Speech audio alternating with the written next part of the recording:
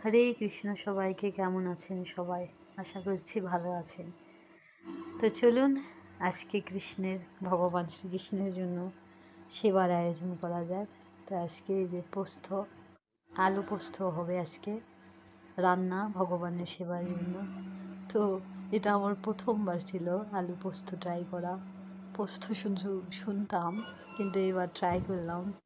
মানে ভগবানকে সেবা দিলাম এবং প্রসাদ পেলাম। সত্যি পোস্ত খেতে দারুণ, ট্রাই করতে পারেন। আমি ভাবতাম যে কেমন হবে, টেস্ট হবে কি না, ওই জন্য কখনো খাইনি, কিন্তু আজকে খেলাম, প্রসাদ পেলাম, খুবই টেস্টি, মানে দারুণ।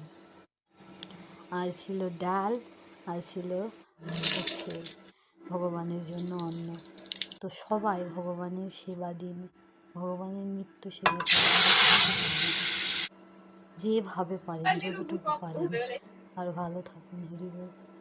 কারণ কৃষ্ণময় জীবন, শান্তিময় জীবন। কৃষ্ণের সেবা করলে যে শান্তি আপনি পাবেন, অন্য কোনো কিছুতে আপনি এইরকম শান্তি পাবেন না। হরিবল।